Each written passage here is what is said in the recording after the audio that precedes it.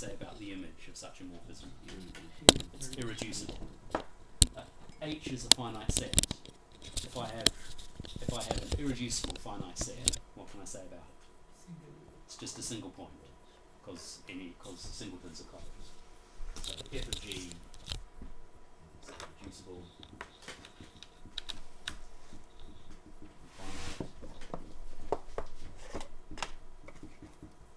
So f of g is a point, and which one is it? You just put the identity in here, and obviously you see the little h that you started with. Therefore,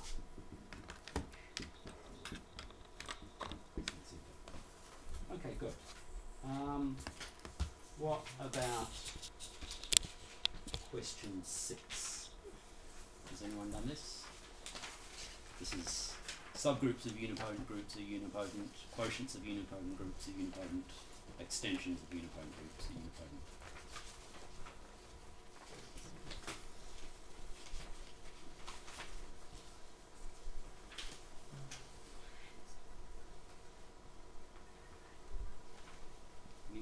Question. So maybe what I'll do is I'll do part of the question just so you get the idea, and then you can do the rest in your own time, those of you who are doing the exercises. As it says at the top of the sheet, because there are so many exercises, exercise 2 will start, do more of the questions from exercise 1 next time. And so in the second seminar, I'll talk about some of the questions from exercise sheet 1.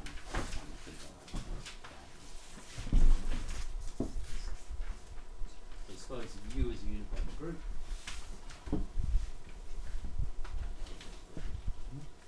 And suppose we have a unipotent subgroup.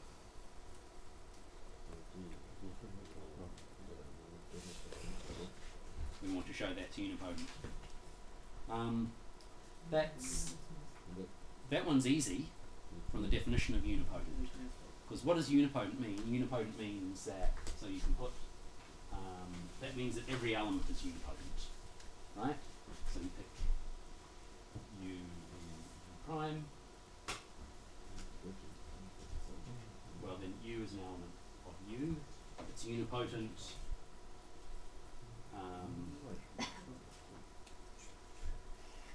Well, it's kind of so obvious that I don't need to write anything down. Uniqueness of Jordan. Yeah, but you don't even well, yeah. Yeah. Well, what's buried under that is the well-definedness and uniqueness of Jordan decomposition, which says that when I say an element is unipotent, that's well-defined, it's meaningful. But I could kind of see that this element is unipotent directly by saying, because I'm told that this little u sitting in big U is unipotent, that means that I can put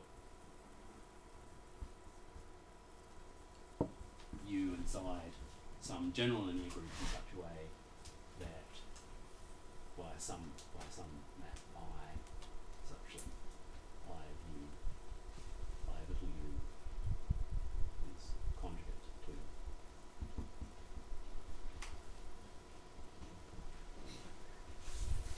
that. And if I can put the big group capital U inside here, then I can put any subgroup inside there as well. Okay. So that one's very easy. Quotients, it's not so easy to see just using the definition, because even if I can put capital U inside GLN, how do I know that I can put some quotient of capital U inside GLN? Maybe I can't. Maybe I need to put it inside some different linear. But once you know that you have the Jordan decomposition, then it becomes easy.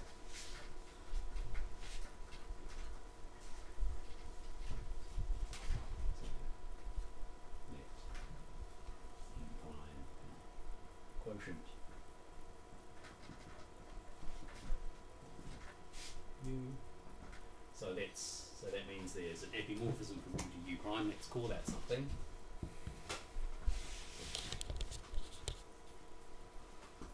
We want to show that this is unipotent. So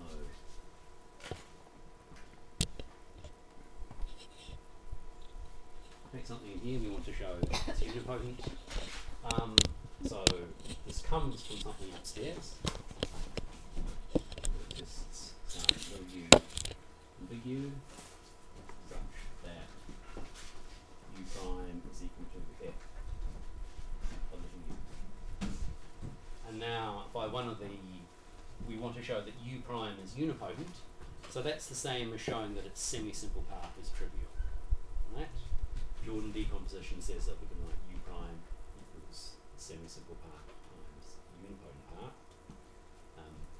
I don't think I actually said this, but it's kind of obvious that u prime will be unipotent if and only if this semi-simple part vanishes, and u prime will be semi-simple if and only if this unipotent part vanishes. Yeah?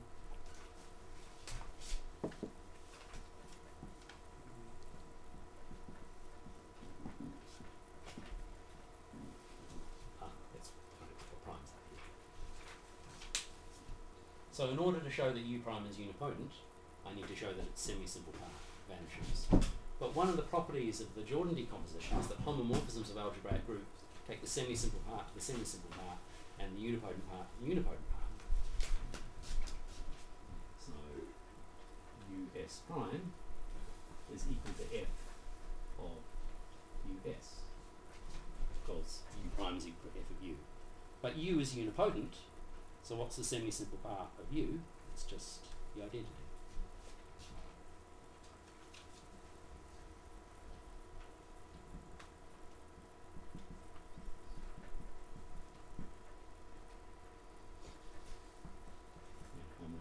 Take the identity to the identity. So the semi-simple part of u prime is trivial, therefore u prime is unipotent.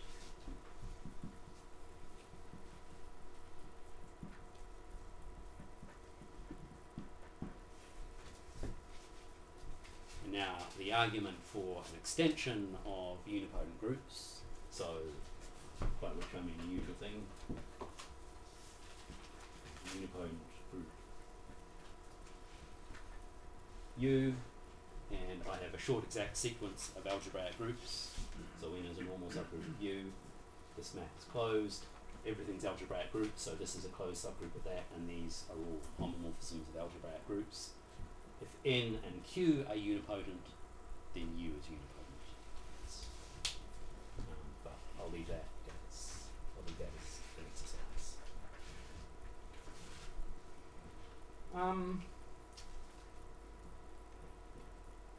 What about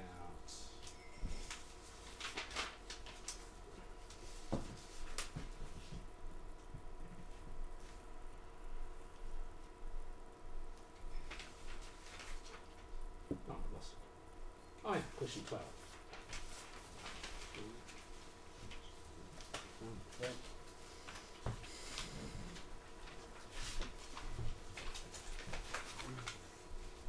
I'm jumping around a bit here. That's because the questions are of mixed difficulty, so I'm starting with the easier questions.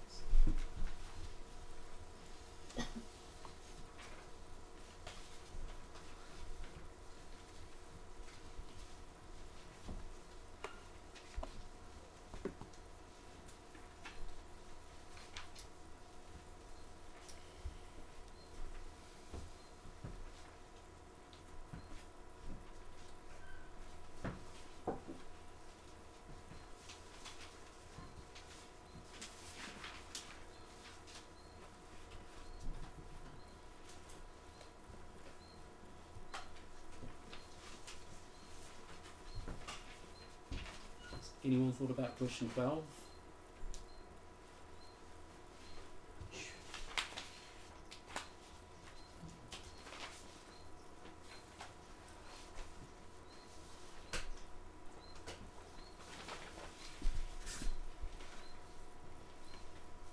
We have just more time to get through all Yeah, sure. through 12 Sure. than on before. No, I was impressed that there were people who could come up and answer any of the questions. Actually, I know some of you have done some of the earlier algebraic geometry questions,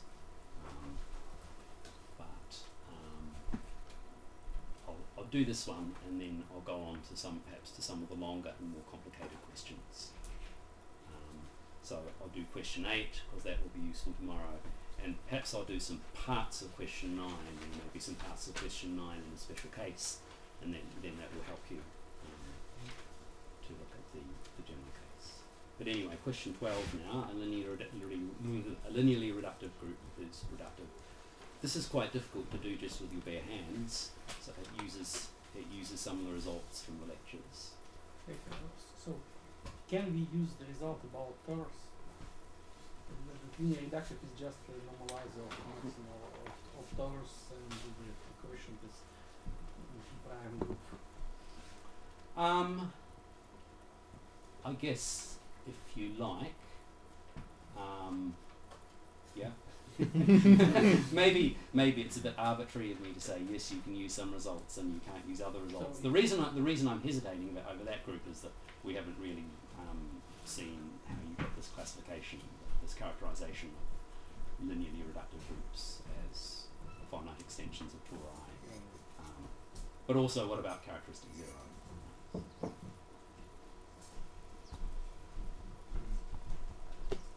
Okay, so let's step through. No, if you can use it, I can prove this. Okay, let's see. If you want. Yeah, go on. Okay, so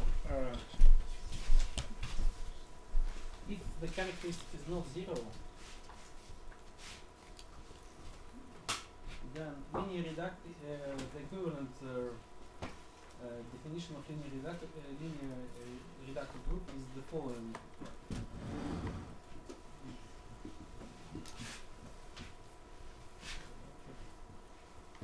You can only if G has a normal subgroup T is torus, and this quotient is co-prime to P. Well, and this means actually that our G consists of semi-simple elements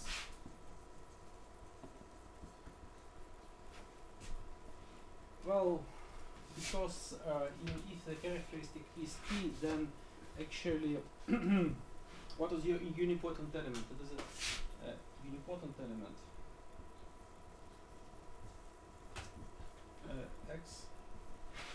X is unipotent if and only if the order of X is the power of P.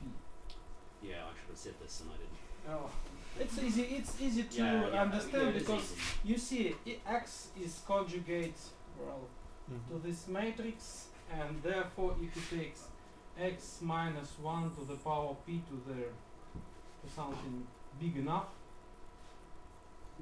then because of the characteristic is P, this is equal to just this.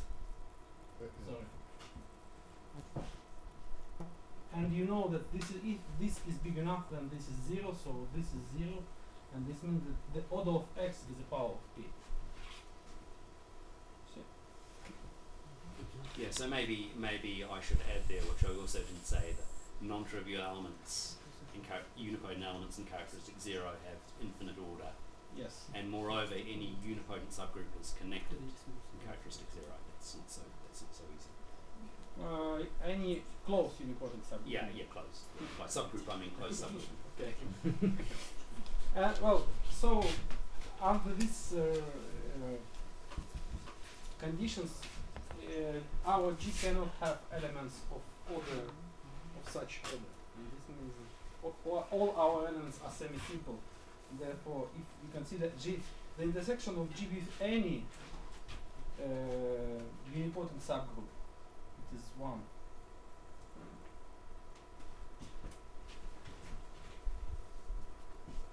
And reductive means that you have if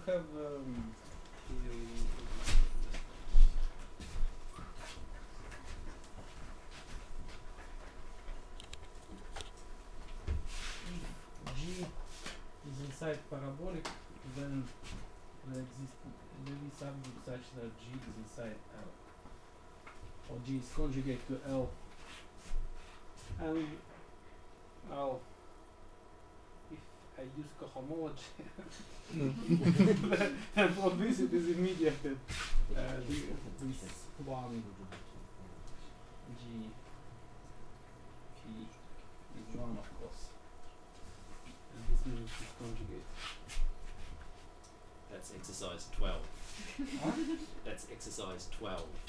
Yes, this is like exercise 12, but before there was exercise 10, where you gave all things about the homology and. No, so, yeah, sorry, exercise 10, I mean, yeah. So, This is if you use exercise 10, this is this.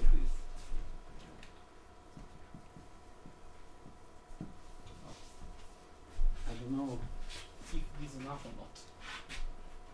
Something like this can. Yeah, well certainly if your group consists of semi-simple elements, then its unipotent radical must be trivial, right? Yeah. And therefore it's reductive, Yeah. by definition. Yeah. You just finish. Here. Okay. Maybe. So, well here's the proof. Here's the proof I had in mind. Which uses some things, some absorption vectors. So, suppose you change This one. Thank you, that's a good pen. So suppose H is linearly reductive.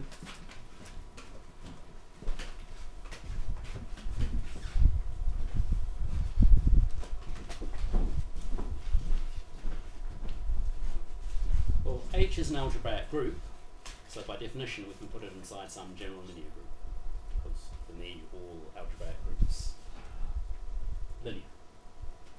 Can embed H in some G, L, N, K. Okay. By definition of linearly reductive, the associated representation that we have is completely reducible. This gives a completely reducible representation.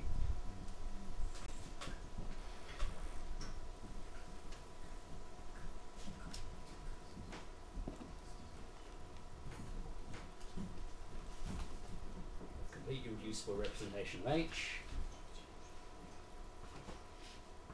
Therefore, by our characterization of GCRness for general linear groups, this tells us that H is GLNKCR. Therefore, H is GLNKCR.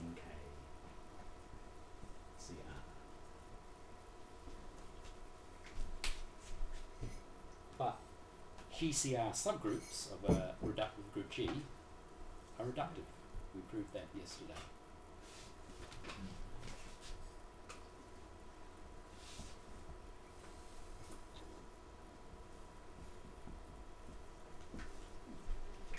Okay, good stuff. That's the proof I had in mind.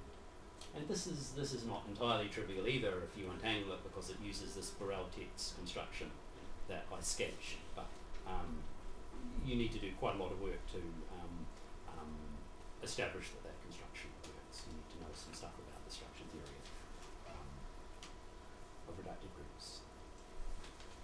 Okay, maybe I should do question 8 now.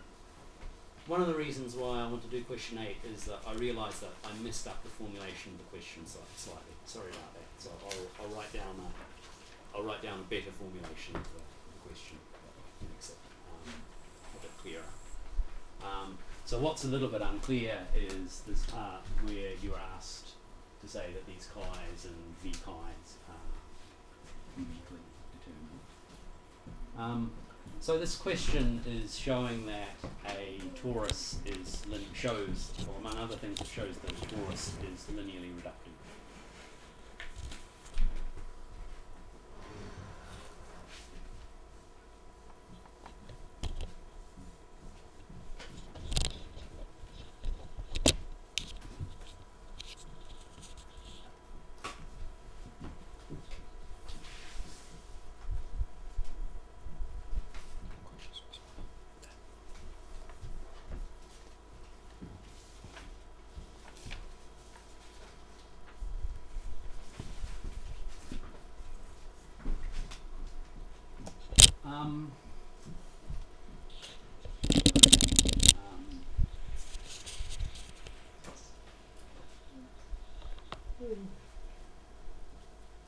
Actually, there's a really quick and easy proof which I only just spotted now, standing on the board. So I'll explain that, and then I'll go through the proof that I intended. The quick proof is cheating a bit because it involves some facts about reductive groups that are part of the standard theory that we didn't prove. What I had in mind with this particular question was a bare hands proof of these of what's up there. You can do this without having to appeal to the structure theory of reductive groups at all. The torus, the T module. I'll use the language that I'm going to use tomorrow. So that just means that we have a linear representation.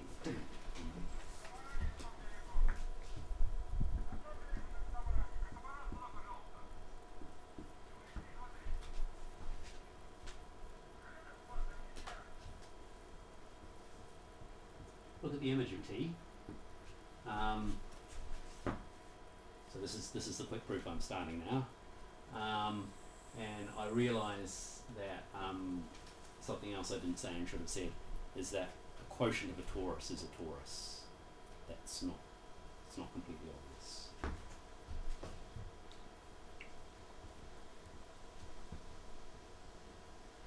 Okay, so that's something that you do need to work with it to prove. But let's pretend, just for the purposes of this proof, that rho is faithful. Certainly if rho is faithful, then this is an isomorphism onto its image, and so the image is a torus. And now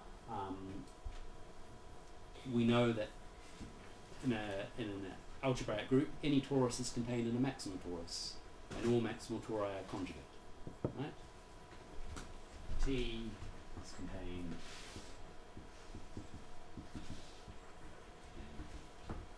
maximal torus.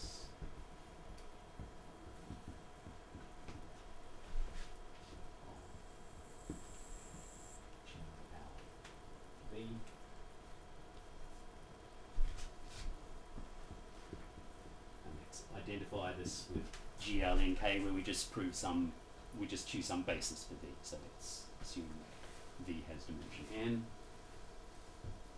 But we already know a nice maximal torus for GLNK. It's the diagonal matrices. Let's give this maximal torus a name. By conjugacy of maximal tori.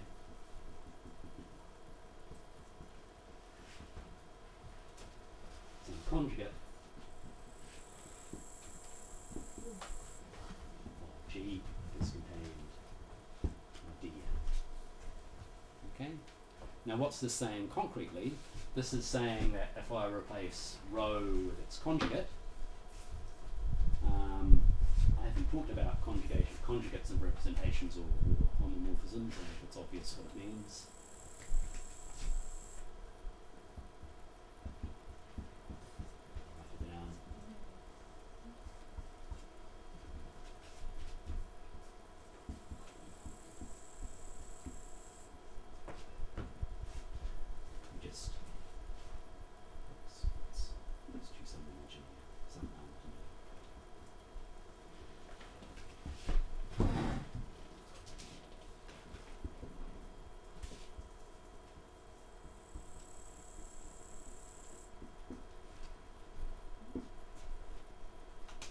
So what does this look like after you've conjugated it? You've now made the matrices of the representation diagonal.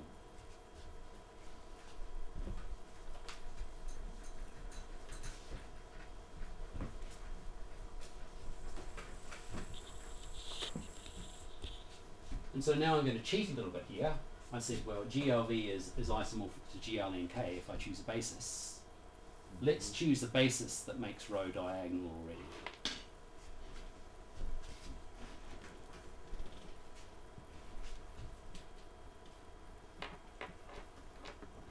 Choosing the right basis.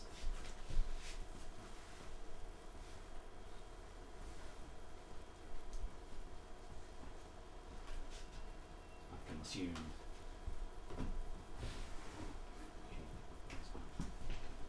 So this tells me that rho of t looks like this. And then keep running big T since lambda 1t, lambda 2t.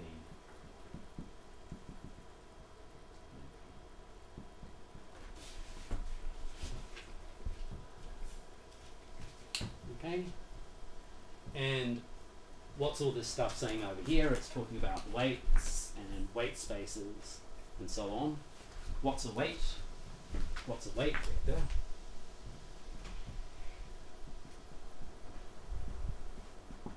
It's some non-zero vector v, capital V, with a property that when you hit it with one of the matrices of the representation, all you're doing is multiplying it by a scalar.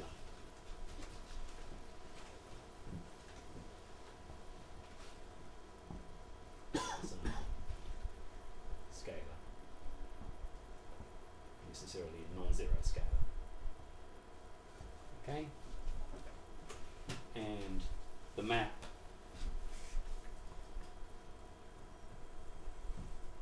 that sends t to lambda t, so let's call this chi. It's very easy to check that this is a homomorphism. I'm sure many of you have seen calculations that amount to exactly the same thing in different contexts.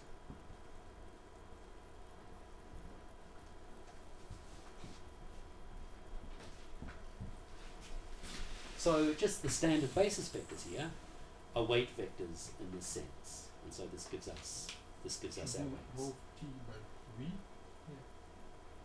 Oh yeah, there should be a V thing. Yeah, I'm getting around the problem of whether I write the function on the left or on the right by not writing down the argument at all.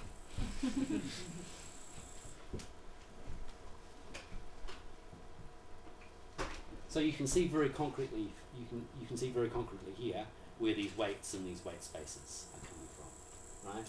So each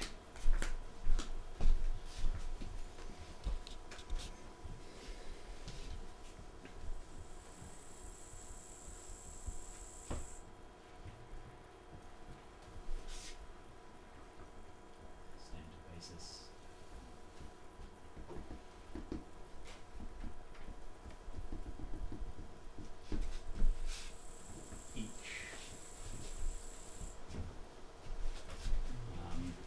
EI is a weight vector. And what's the associated weight? It's the lambda I.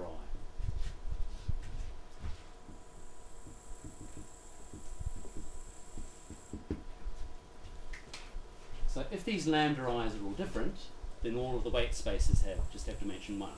But some of them might be the same. So lambda 1 and lambda 2 might be the same, and all the others might be different. So if lambda 1 and lambda 2 are the same, then you get one 2-dimensional weight space, and all the rest are 1-dimensional. Okay, so that's the quick proof, which is cheating because it uses results from algebraic groups. Yeah, maybe this is a good time to stop, and then I will break for 5 minutes, and then I'll do the bare hands proof. But this amounts to showing that if you have a bunch of commuting diagonalizable matrices, then you can simultaneously diagonalize them, which is an exercise that I was given as a student in a physics course long ago, except the lecturer forgot to tell us that the vector space was finite dimensional. So I spent many, many hours trying to do that exercise. Unfortunately, we're in the world of algebraic groups, so all the spaces are finite dimensional. 5 minute break. And to continue, please. Okay, so here's the bare hands proof that I had in mind in the better formulation of the result. There's a reason why these pieces are on this table.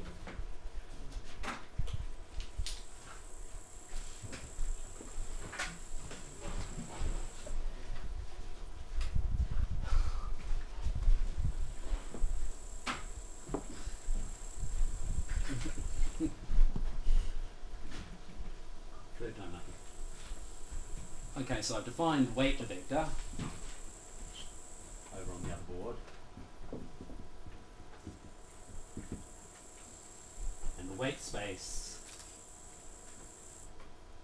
is the set of all vectors that transform according to this weight.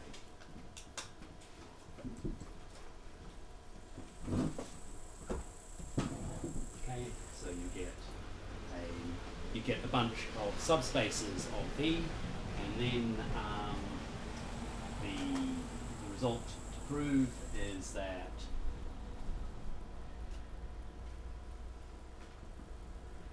V is equal to the direct sum of all of these, where this capital phi is the set of all weights.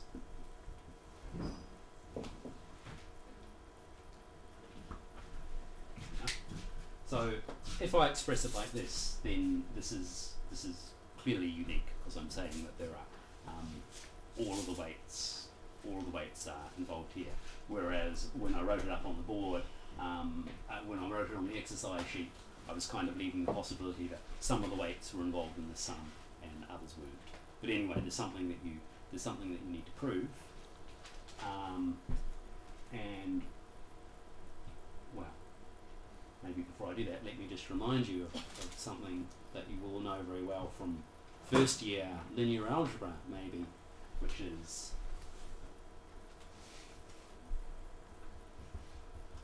A is a linear transformation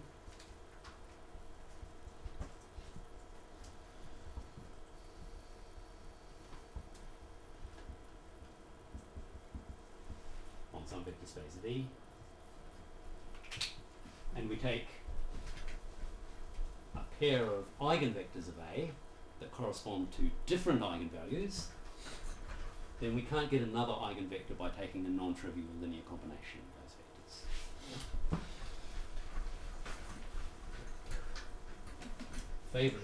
Favorite exam question, well, where I come from, second year linear algebra, or possibly even third year linear algebra courses.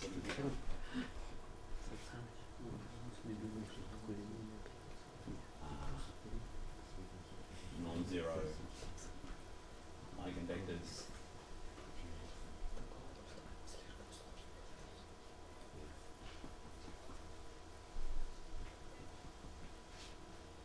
Eigenvalues lambda and mu respectively, and lambda is not equal to mu, then no non-trivial linear combination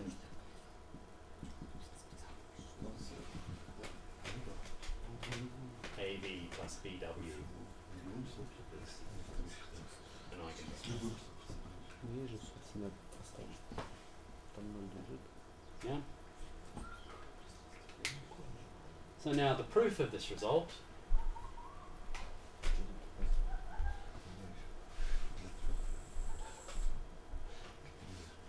So now we use induction on not the proof of this fact, which I just wrote down.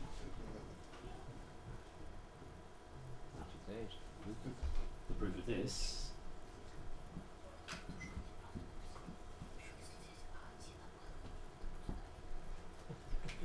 So what's the base case? The base case.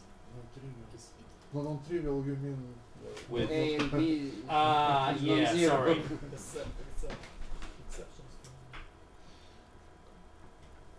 Happy? So I mean, yeah, of course, with both of the coefficients non-zero. Yeah. So I'm forgetting my definition of non-trivial linear combination from first year linear algebra. So the base case is if the matrices are just all scalar multiples of the identity. Right? T is equal to lambda I for some fixed lambda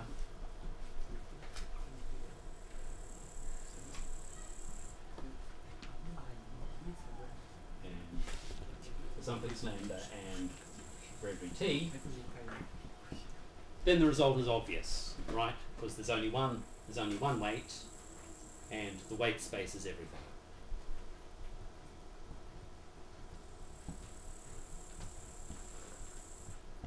So, suppose not.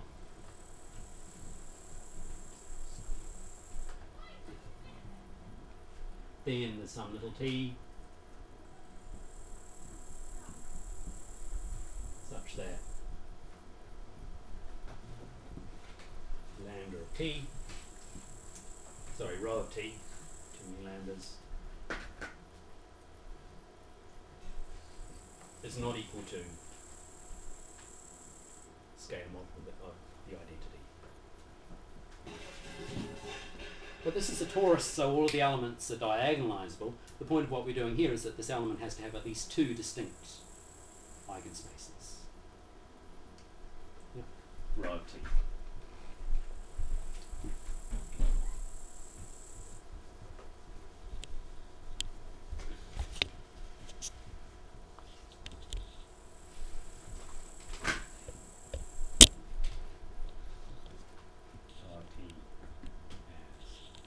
Eigenspaces,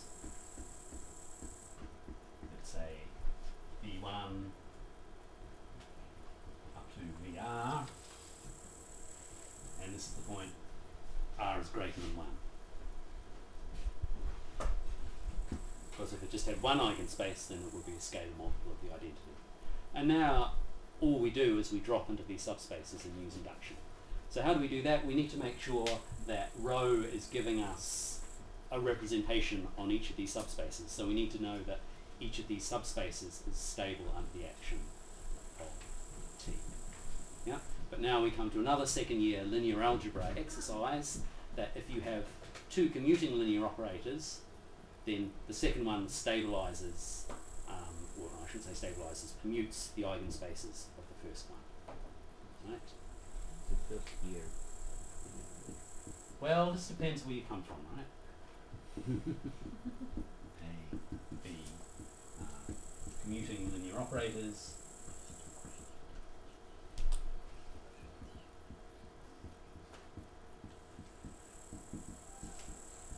B,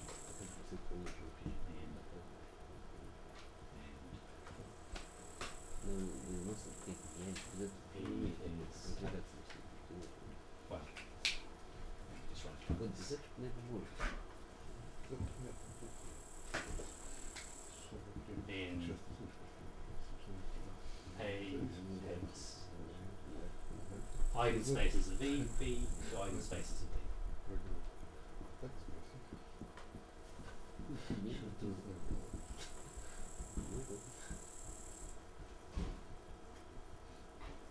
Yeah.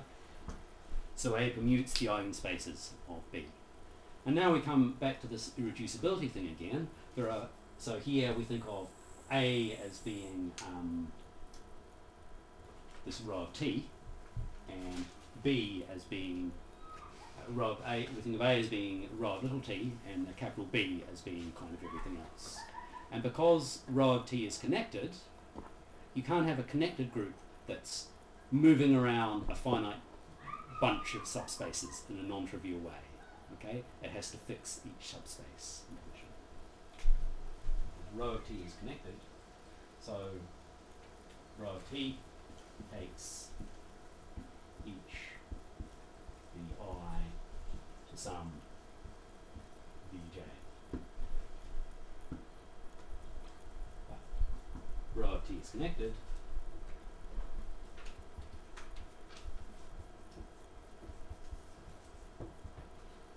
but actually computing operator, this B takes a subset with the value lambda to the subset of this value lambda, with the eigenvalue lambda. yeah, To the same. yeah. It cannot That's rotate. It oh cannot, yeah. Of course you're right. Yeah, if you don't need that, that's connected. Yeah, I'm being stupid. I'm forgetting my first year linear algebra again.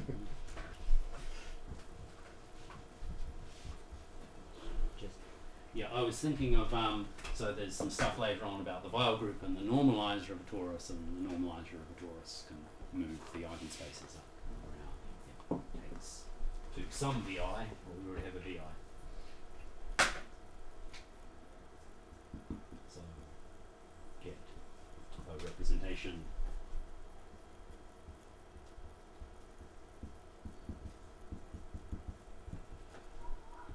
rho I of t on vi. And now by induction, all of these vi's have dimensions smaller than v, so each of these smaller representations splits up into weight spaces. And any weight on vi is also a weight on v. Just think of the definition. Okay? So any weight and any weight that we see in here is also a weight that we see in v. By induction,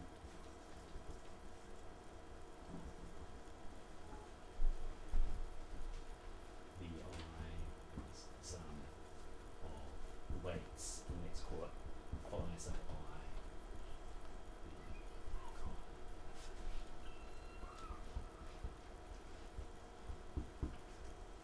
This is the weights.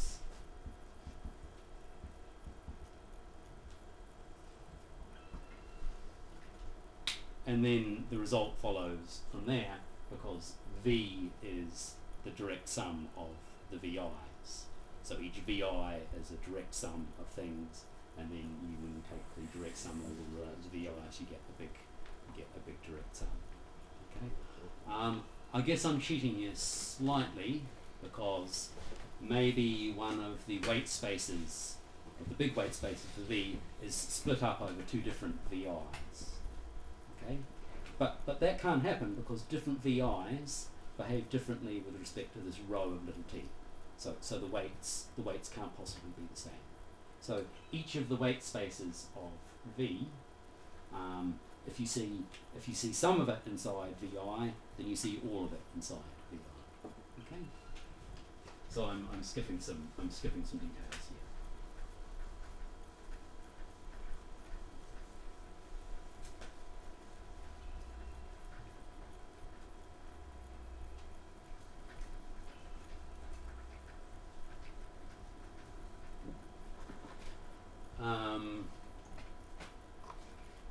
And then the other thing that we have to check is that maybe there are some weights of v that we haven't seen yet. Okay? So you look at vi, you have a representation rho I of t on vi. There are some weights. Remember, a weight is associated to a vector. And then by induction, vi is the direct sum of the weight spaces for all of the weights that you see in vi. Yes?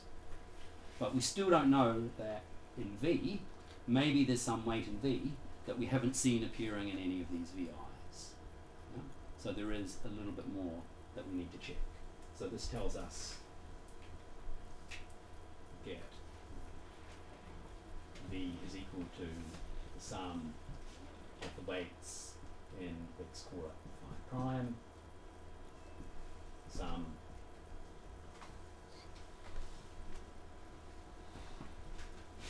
subset, and then we just need to check that we're not missing anything. And so the rest of the proof is that if v is a weight vector,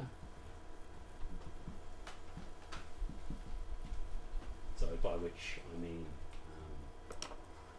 it's associated to some weight. Well, in particular, v is an eigenvector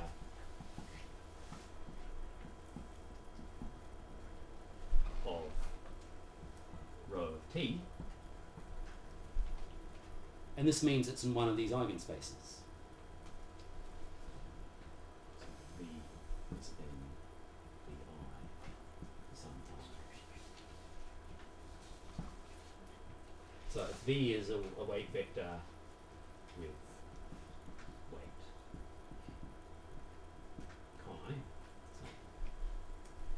and therefore by our induction hypothesis says that we then see this weight in the decomposition that we had in the smaller space. Therefore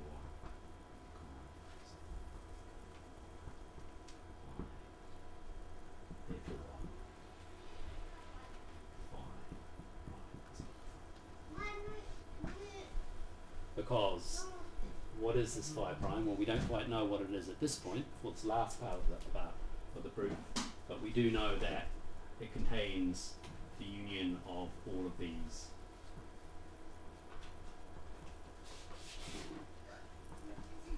weight spaces, because we see them inside these subspaces. Okay, so that's the bare hands proof. It's a little more involved than that proof. And then the other reason why I wanted this approach is that then the last part of the question is deduce that T is linearly reductive. And the way I formulated the first part of the question, that's not quite so obvious, but that will drop out fairly easily now.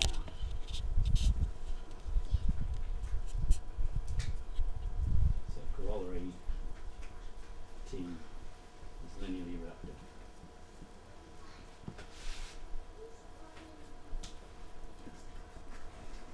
This is an any characteristic, by the way, so we're not assuming positive characteristic here, we're not assuming characteristic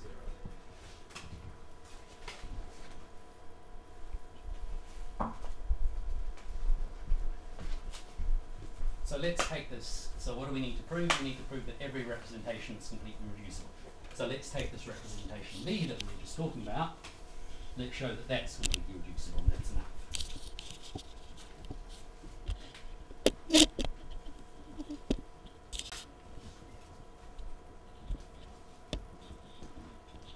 So take a stable subspace, we want to show this a stable complement. W be a stable subspace.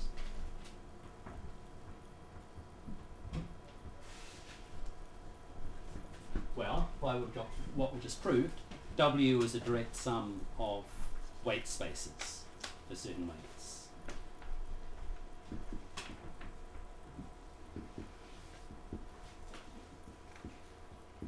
So let's call this some set of weights. V is a direct sum of weight spaces. And remember, we see all of the weights appearing over here, and any weight that we see in here is also a weight in here. Because what does it mean to be a weight in here? That means there's a weight vector, W, that behaves according to that weight. But if the weight vector is in W, then it's also in big V, so you see the same weight.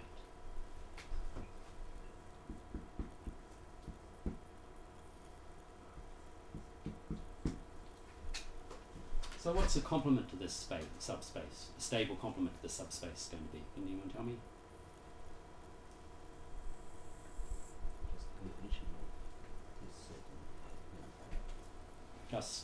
Sorry? You mean just take the completion of this set in phi? So Yeah, it's just the complement. It's just the sum of the weight spaces for the weights that are not in here.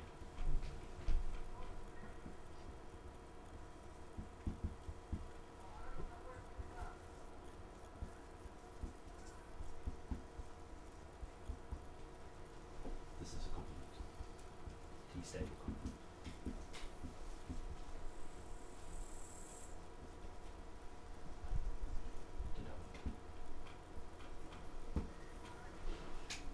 And that completes the proof. Okay, so we have, I guess, about another half an hour-ish. So I think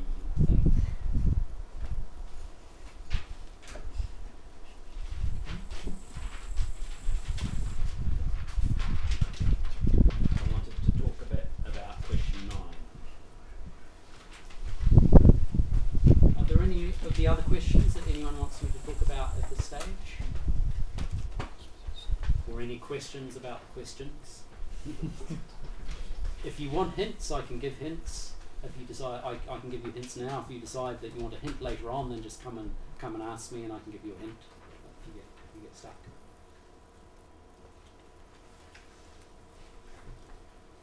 Okay, well let's go through some of question 9.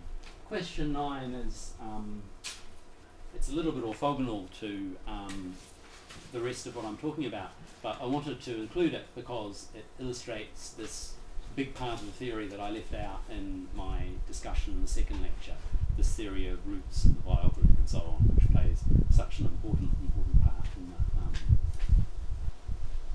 in the theory of reductive groups. And this is a nice concrete example. You can calculate everything by hand. It's just matrices, right? How hard can it be?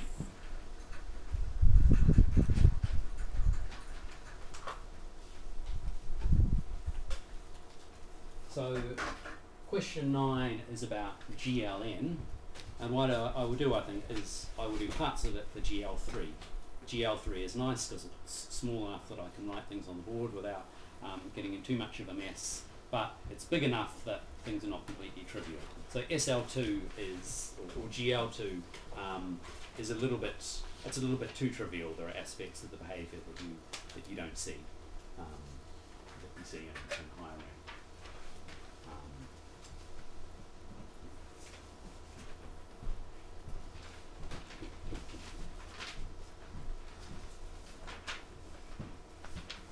Okay.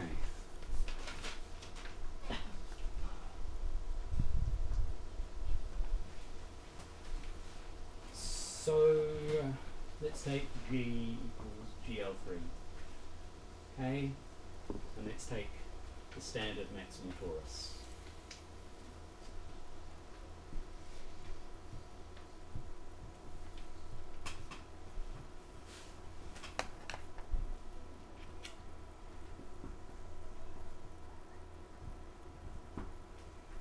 So the Weil group, LB for Weil, is the normalizer of T modulo the centralizer of T. Sorry, modulo T. Yeah. Actually, what I said before is correct. T is its own centralizer inside G. This is true for any connected reductive group. Yeah. This is not actually a subgroup of G, but people often talk about it as if it was. And in fact, in this case, you can identify it nicely with a subgroup of G, because the normalizer is an extension of T splits. So what is this?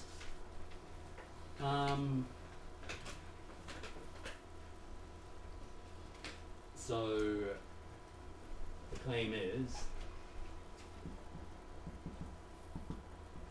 the normalizer of T is equal to the generalized permutation matrices.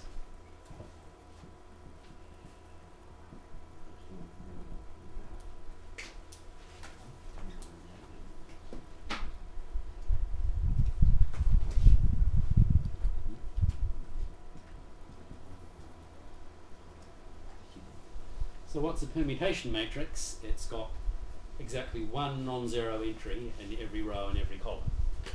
So in the 3x3 case, it looks like this, zeros elsewhere, or this, or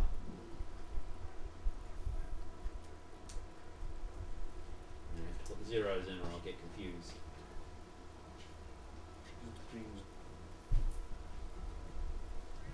How many types of these things should there be? 6.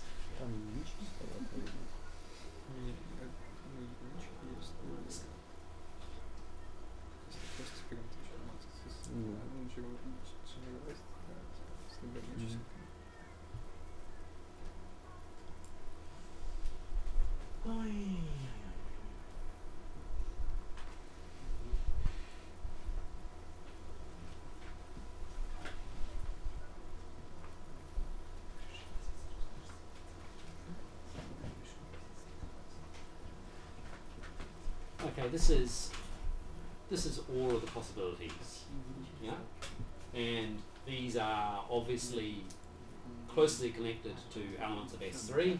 This guy corresponds to the identity. This guy corresponds to the transposition 1, 2. And this guy corresponds either to the 3 cycle 1, 2, 3 or to the 3 cycle 1, 3, 2.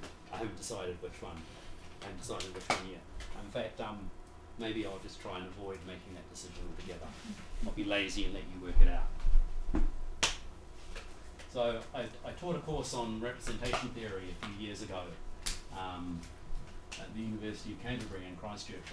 I taught this course 5 times, I think, and it wasn't until the 3rd time round that I managed to get the convention right for these permutation matrices. I kept changing my mind. Anyway, the point is that there should be a homomorphism from the group of all such matrices, and it's clear that this is a group. If you multiply together 2 matrices of this form, you get another matrix of this form. There should be a homomorphism from this group to the symmetric group, S3.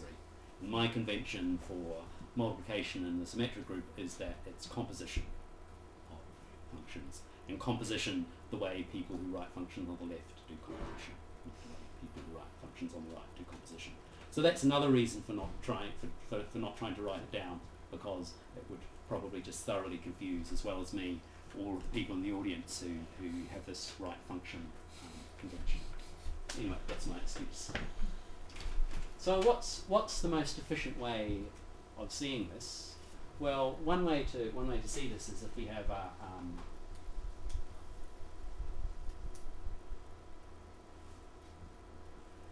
a matrix in here that's regular, and regular here means that the eigenvalues, the diagonal elements are all different.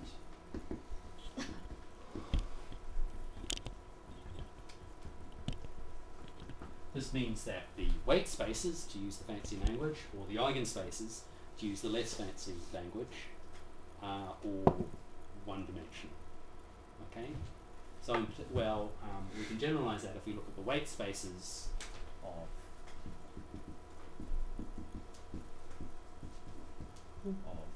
D3 on free space. They're all one-dimensional.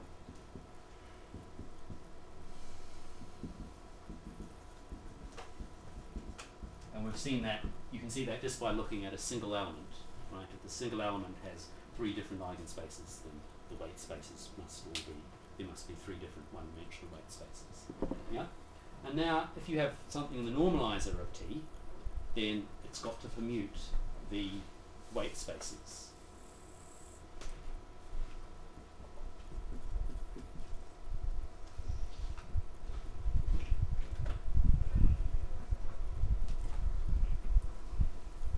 N permutes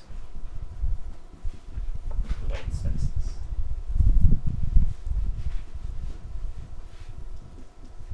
And the weight spaces are spanned by the standard basis vectors E1, E2, and E3. So this really forces the matrix to be a permutation matrix, if you think about it. So this forces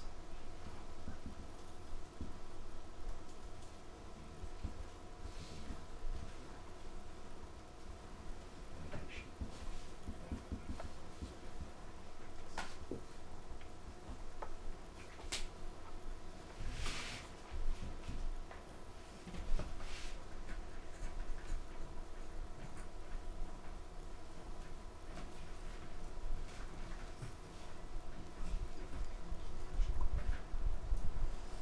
So that proves that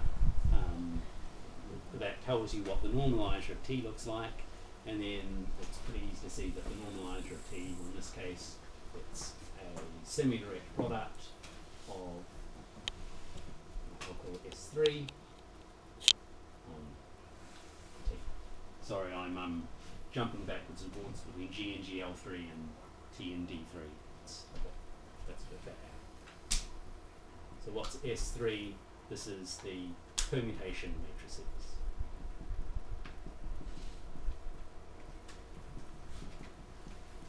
These are the matrices with exactly 1, 1 in every row and every column and zeros elsewhere. So they're like the generalized permutation matrices, but instead of having a star, you have a 1.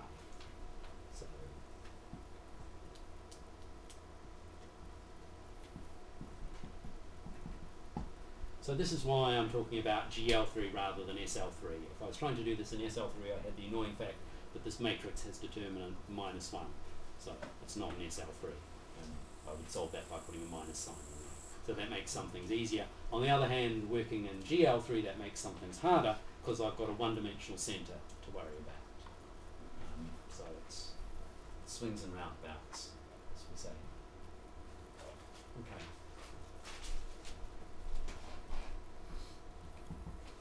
Question: what are the weights for T on the algebra, which is GL3,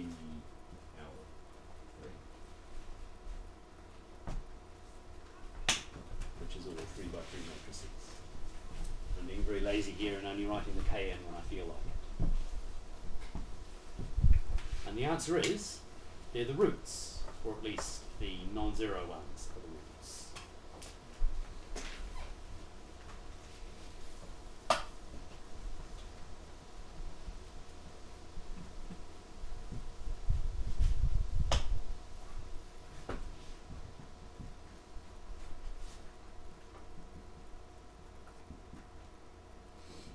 So this is a definition of what root means. So we now know what roots are.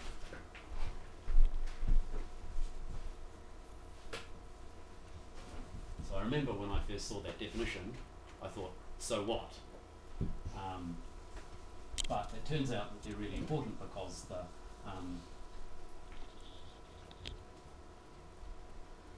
the set of roots is finite. You only have finitely many roots. The Weyl group moves them around somehow because the Weyl group, the normalizer of T, permutes the weights on any representation of T. And there's some combinatorics in there, I suppose. The other piece of really interesting combinatorics that is going to come up is that the roots tell you about commutation relations in the group. So I mentioned the Dinkin diagram in my second talk, and I just said kind of very glibly that the group is determined by the Dinkin diagram and the dimension of the centre and a bit of extra information which is like the fundamental group of a Lie group. The idea is that the root system, which you can think of as being the set of roots and the knowledge of how and what the Weyl group is, it's some finite group, and the knowledge of how the Weyl group moves things around, that's the root system. And you can extract from this basically a presentation for your reductive group. You can extract from it, if you really want, a presentation as an abstract group. And this tells you exactly what the group is, and then the structure of an algebraic group kind of comes along with that for free. But what are the roots in this case? So we're looking at the adjoint action of T on the algebra. So this comes down to looking D3 acting on the conjugation.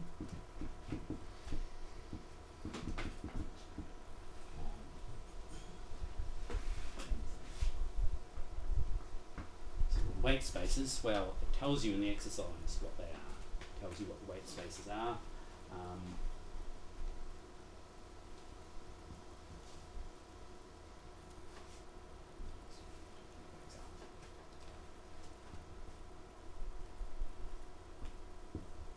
So this is a weight space where the star means that this can just be any non-zero element. Sorry, any element of the field.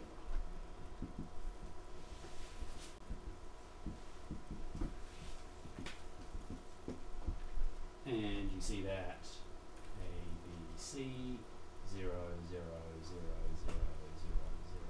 I'm going to be doing more calculations like this tomorrow. 0, 0, 0, 0, 0, 0, x, 0, 0, 0.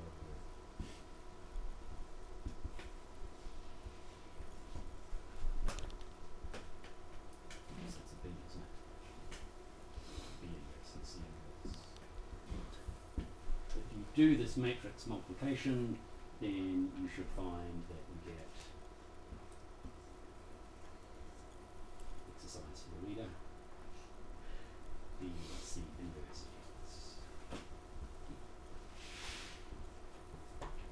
Okay, so this is a vector in the Lie algebra, and under acting on it by some element of this torus, you get some multiple back again. So that's it. So this is a weight. This is a weight vector. And what's the weight?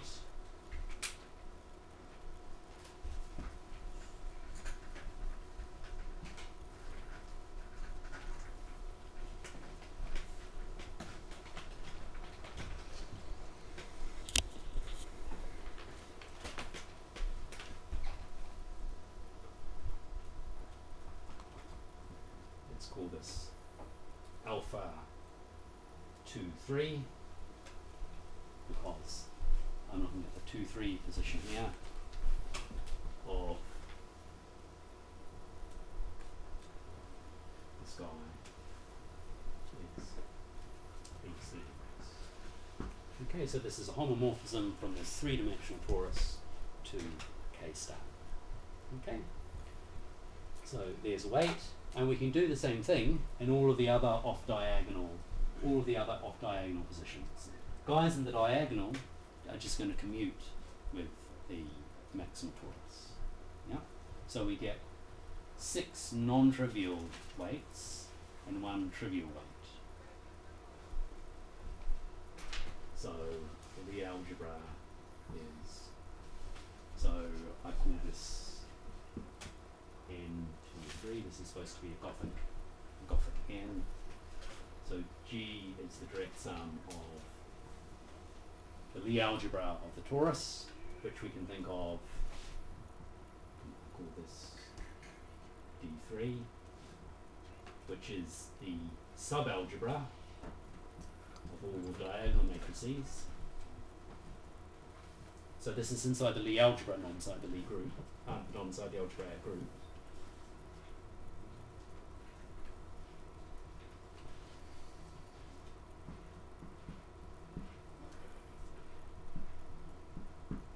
Plus all of these weight spaces. And these weight spaces are all one-dimensional. If you do the same thing with here, with the 1, 3 position, you find that the weight you get, you don't get BC inverse here, you get AC inverse. So it's a different weight. Okay, so the weight space is all one-dimensional. So this gives you your weight decomposition on the algebra, and then W commutes the weights. So what exactly do I mean by that? You take some weight I,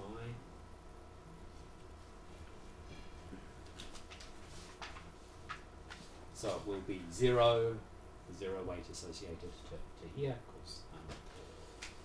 Capital D commutes with this, so the character that you get is just the trivial character that sends everything to 1, or it will be one of these.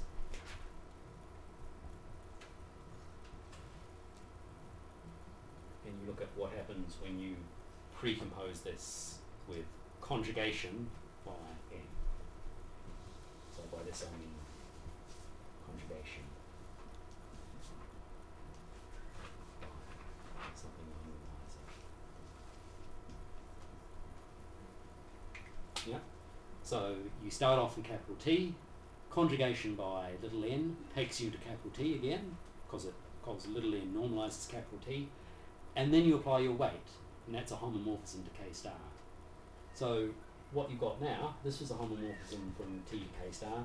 This is also a homomorphism from T to K star, and it turns out that it's another weight. Okay?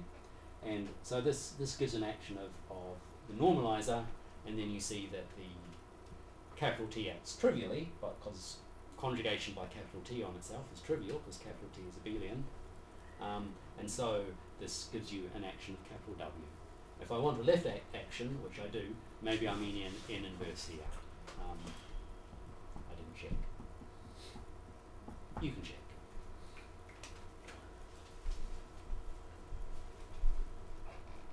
And so if you take the element of the Weyl group that corresponds to the permutation 1, 2, 3, the 3 cycle, and then you look at what it does to the weight, to the root that's associated to the 2, 3 position, it will give you some other root, maybe in the 3, 1 position, for example, and then you should be able to figure out what the relationship is between the position of the original weight and the new one in terms of what the permutation is doing. There's a very simple relationship, which I won't write down because I'll probably get it wrong.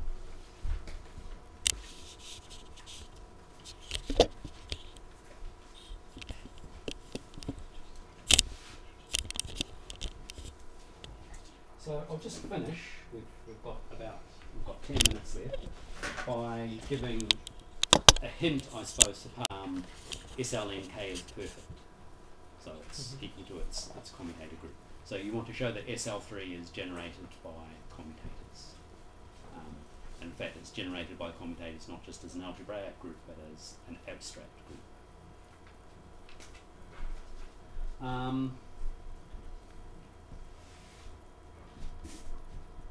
So I was talking about N2, 3, 4, which was a subalgebra of the Lie algebra. This is a subgroup of the group. This is a one-dimensional unipotent subgroup.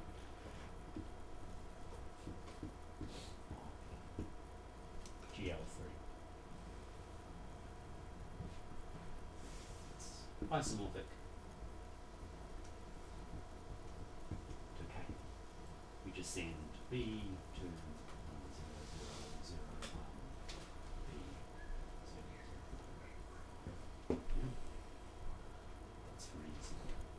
That's very easy to check. And what I was saying before about the root system giving you the commutation relation, in particular, what it does is it tells you what happens when you take the commutator of something in this root group, the 2, 3 position, and something in this root group, or something in this root group. And that information is enough to allow you to assemble the group, because it turns out that these root groups actually generate SL3.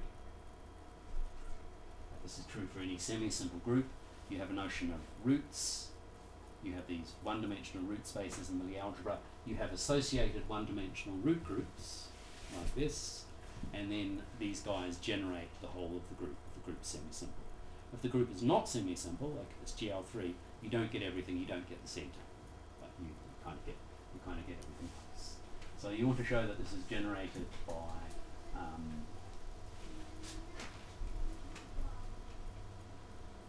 you want to show that SL3 is generated by these things. This is normalized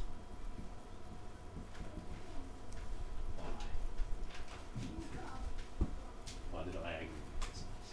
If you take this and conjugate it by a diagonal matrix, well, you just find exactly the same thing that happened before when I did the calculation for the same matrix, but with zeros.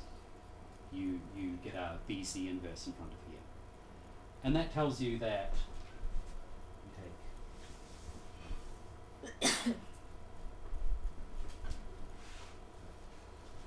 this thing,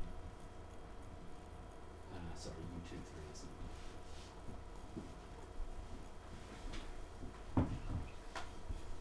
You get U2, 3 back again. So, so you get everything in each of these root groups as commutators. Yeah? And that works not just for this one here, but the other 5. It's a classical fact from linear algebra that SL3 is generated by these groups of transvections that they're called. So, you may well just want to leave it at that in this exercise. But in the spirit of algebraic groups,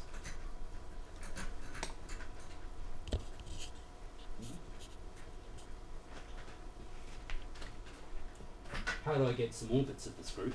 How do I get the maximal torus of SL3 via commutators? Well, what I can do is I can focus on this little 2x2 block, right? And so I can look at U2, 3 and U minus 2, minus 3. What have I put put the minuses here.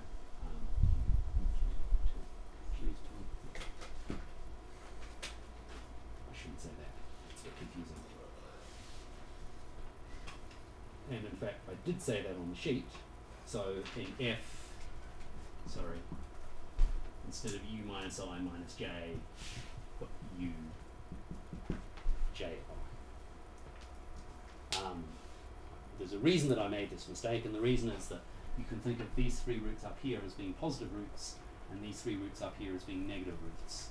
And this guy here, the weight associated to this guy, really is the negative of the weight associated to this group. Because weights are characters, characters form, the set of all characters forms an abelian group, and you write it additively. So it makes sense to talk about the negative of the weight. So there was some meaning in this. And if you do this calculation in SL2, and you look at the element, I wrote it down because I can never remember what it is.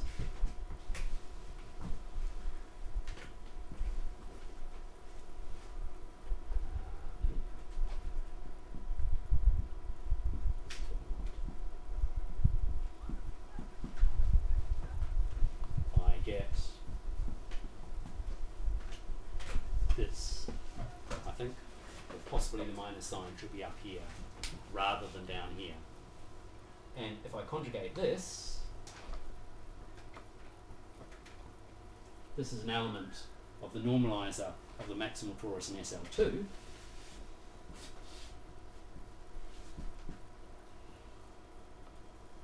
Because this guy is normalizing this torus, but acting non-trivially on it as well, then actually not the whole of D2K, because I'm talking about SL2.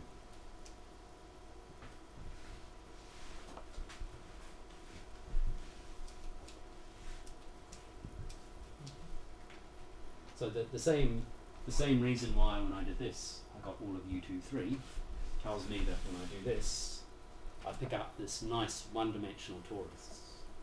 And if I then do that in this 2x2 block and for this 2x2 block, I get the whole of my maximal torus.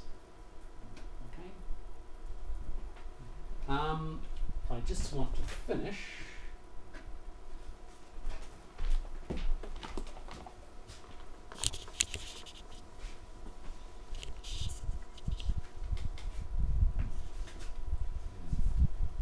So we get Uij for every I and j, and we also get D3 intersection SL3 by this argument. So we've got quite a lot of the group now. So now let's look at U3, U3 minus B3. So B3, we know what this is. This is the upper triangular matrices. U through K, without the minus, is the upper unitriangular matrices. U, the guy with the minus, is the lower unitriangular matrices.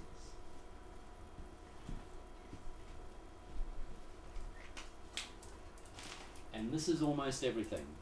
This is almost everything in SL3. It's not quite everything. Something called the Brouwer decomposition tells you exactly how much of SL3 this is, but it contains an open subgroup, an open subset of SL3. And you can see this just by working out the dimension of this. This has dimension 1, 2, 3, 4, 5, 6. Minus 1 is 5 because we're in SL. This has dimension 5. This thing has dimension 3. When we multiply them together, they have trivial intersection, so we get a subset of dimension 8. And I'm kind of hurrying a little bit because I'm out of time.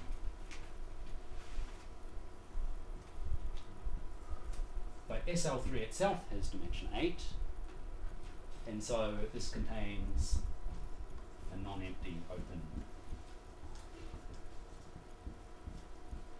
subset. subset SL3. And once you've got a non-empty open subset, you've got everything. So I'll leave you with a little exercise.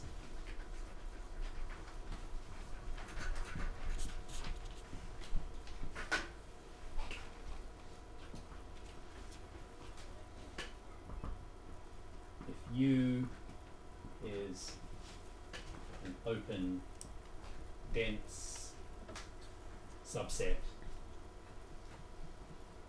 of an algebraic group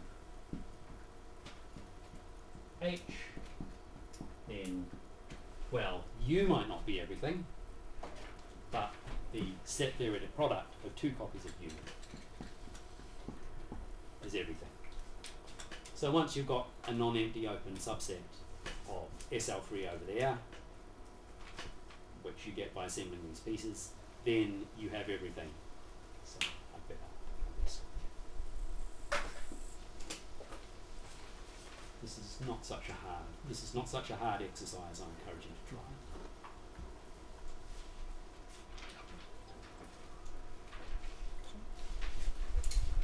it. Okay, it's time to finish. We will continue tomorrow. Let's